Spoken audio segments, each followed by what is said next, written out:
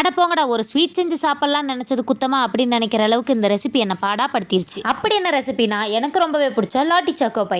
என்ன மாதிரியே உங்களுக்கும் லாட்டி சாக்கோ பை ரொம்ப பிடிக்கும்னா மறக்காம ரெட் டாட் சிம்பிள் கொடுத்து கமெண்ட் பண்ணுங்க. அன்னைக்கு ஒரு நாள் திடீர்னு எனக்கு லாட்டி சாக்கோ பை சாப்பிடணும் போலே தோணுச்சு. சரி ஓகே, கடையில வாங்கிட்டு வந்து சாப்பிடலாம் நினைக்கும் போது ஏற்கனவே நம்ம சேனலோட கம்யூனிட்டி போஸ்ட்ல நெக்ஸ்ட் என்ன வீடியோ போலாம் எல்லார்த்திட்டையும் கேட்டிருந்தேன். அதுல நிறைய பேர் கேக் பேக்கிங் வீடியோ போடுங்கக்கான்னு சொல்லியிருந்தேன். அது எனக்கு அப்ப ஞாபகம் வந்துச்சு. சரி ஓகே, இந்த லாட்டி சாக்கோ பையை ஒரு ரெசிபி வீடியோவா போட்டுடலாம்னு சொல்லிட்டு தேவையான பொருளெல்லாம் எடுத்து வச்சுக்கிட்டேன். அதுவும் இல்லாம இந்த ரெசிபி பண்ணும்போது எனக்கு நிறைய சம்பவங்கள்லாம் நடந்துச்சு.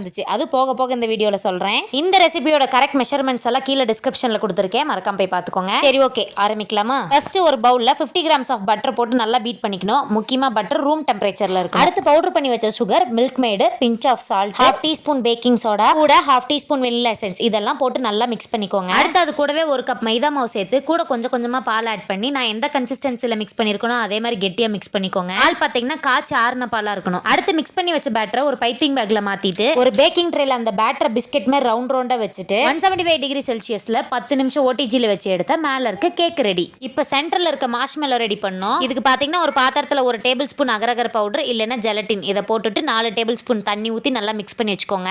அடுத்து இன்னொரு பாத்திரத்துல 1 கப் சுகர் போட்டு 6 டேபிள் ஸ்பூன் தண்ணி ஊத்தி நல்லா இந்த சாஃப்ட் பால் கன்சிஸ்டன்சி வர அளவுக்கு கொதிக்க விடணும். அடுத்து நம்ம ஜெலட்டினை ஊற வச்சிருந்தோம்ல, அந்த கப்லயே நாம ரெடி பண்ணி வச்ச சுகர் சிரப்பை கொஞ்சம் கொஞ்சமா ஊத்தி எலக்ட்ரிக் பீட்டர் வச்சு நல்லா ஸ்டிஃப் பீக்கா வர அளவுக்கு பீட் பண்ணிக்கணும். இது கொஞ்சம் கேர்ஃபுல்லா தான் பண்ணும், ஏன்னா சுகர் சிரப் ரொம்ப சூடா இருக்கும். இப்பதான் எனக்கு சிறப்பான சம்பவம் நடந்துச்சு. நான் இந்த சுகர் சிரப்பை பீட் பண்றேன் ஆனா ஸ்டிஃப் பீக்க வந்த பாட்டே காணோம். அதுவும் இல்லாம ஏற்கனவே சாஃப்ட் பால் கன்சிஸ்டன்சில சுகர் சிரப் வந்துருச்சான்னு எடுத்து தண்ணிக்குள்ள ஊத்தும் போது சுகர் சிரப் என் கையில பட்டு கொப்பளிச்சு சரியான சூடு. இந்த விஷயம் என் கூட பிறந்தது என்ன பெத்ததுக்கும் தெரிஞ்சதுன்னா அப்படி யாரையா கையை சுட்டுக்கிட்டு கூட செஞ்சுட்டீங்க சொன்னா எங்களை எல்லாம் விட்டு சாப்பிட்டேல உனக்கு தேவைதான்னு சொல்லி கிண்டல் பண்ணுவாங்க. அப்புறம் கொஞ்ச நேரம் கழிச்சு எப்படியோ ஸ்டிஃப் பீக் வரலனால ஏதோ சுகர் சிரப் ஒயிட் கலர்ல மாறிச்சு. ஆகையால தயவு செய்து இந்த ஸ்டெப்பை ஸ்கிப் பண்ணிட்டு இப்பெல்லாம் நிறைய கடையில மார்ஷ்மெல்லோ விற்கிறாங்க, அதை வாங்கிட்டு வந்து லைட்டா சூடு பண்ணி 2 கேக்குக்கு நடுவில் வச்சுட்டீங்கன்னா வேலை ஈஸியா முடிஞ்சிடும், ரிஸ்க் எடுக்க தேவையில்லை. எனக்கு வேற வழி இல்லாதனால அந்த லிக்விடியே பைப்பிங் பேக்ல மாத்தி 2 கேக்குக்கு நடுவுலயும் வச்சு செட் பண்ணிட்டேன். இதுதான் கடைசி ஸ்டெப். ஒரு பவுல்ல 100 கிராம் சாக்லேட் கூட ஸ்மெல் இல்லாத ஆயில் கொஞ்சமா சேர்த்து டபுள் பாயிலிங் மெத்தட்ல மெல்ட் பண்ணி எடுத்துக்கோங்க. நான் ரீஃபைண்ட் ஆயில் சேர்த்திருக்கேன், உங்களுக்கு வேணா வெஜிடபிள் ஆயில் கூட சேர்த்திக்கலாம். ஃபைனலா மெல்ட் பண்ணி வச்ச சாக்லேட்ல செட் பண்ணி வச்ச கேக்கை நல்லா டிப் பண்ணி எடுத்தீங்கன்னா நம்மளோட சூப்பரான லாட்டி சாக்கோ பை ரெடி. சாக்லேட் நல்லா செட் ஆகிறதுக்கு ஒரு 5 நிமிஷம் ஃப்ரிட்ஜில் வச்சு எடுத்துக்கோங்க. நீங்க நினைக்கலாம் இவ்வளோ கஷ்டப்பட்டு செய்யறது கம்முன்னு 10 ரூபா கொடுத்து கடையில வாங்கி சாப்பிட்டு போயிடலான்னு. என்னதான் இருந்தாலும் கடையில் விற்கிற ஒரு விஷயத்தை வீட்டில் செஞ்சு நம்ம வீட்டில் இருக்கிறவங்கிட்ட அதை கொடுத்து டேஸ்ட் பண்ணி பார்க்க சொல்லும் போது அவங்க நம்ம கிட்ட